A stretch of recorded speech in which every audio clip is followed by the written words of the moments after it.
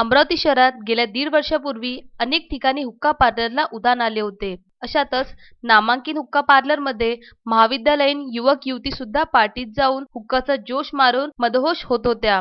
याचीच तक्रार पोलिसांना नागरिकांनी केल्याने शहरातील अनेक हुक्का पार्लरवर धाड सत्र राबवून मोठी कारवाई केली होती. मात्र त्यानंतर पोलीस कारवाई होणार म्हणून अनेक हुक्का पार्लर संचालकांनी शक्कल लढवून स्थळ बदलविले, मात्र हुक्का पार्लर लपून छपून सुरूच ठेवले. एका निश्चित ठरलेल्या ठिकाणी शौकीनांना बोलावून हुक्का पार्लर पुन्हा सज्ज झाला.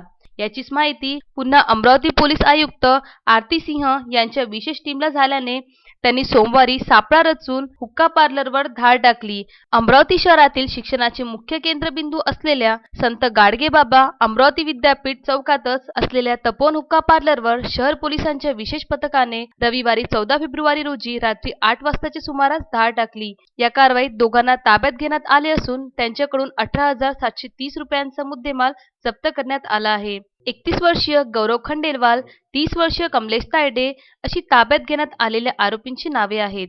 गौरवचा तपोवन परिसरात कसबा कॅफे आहे. या कॅफेत अवैधरित्या हुक्का पार्लर सुरू असल्याची माहिती शहर पोलिसांच्या विशेष पथकाला मिळाली.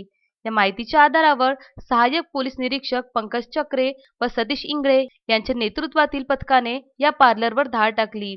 या कारवाईत कॅफेचा मालक गौरव खंडेलवाल व व्यवस्थापक कमलेश तायडे यांना ताब्यात घेऊन त्यांच्याकडून हुक्का पॉट, पाईप, चिलम, फ्लेवर असा एकूण 18,700 रुपयांचा मुद्देमाल जप्त करण्यात आला. जप्त मुद्देमाल व आरोपींना पुढील कारवाईसाठी गाडगेनगर पोलिसांच्या ताब्यात देण्यात आले आहे. Vidarbha news bureau, Amravati.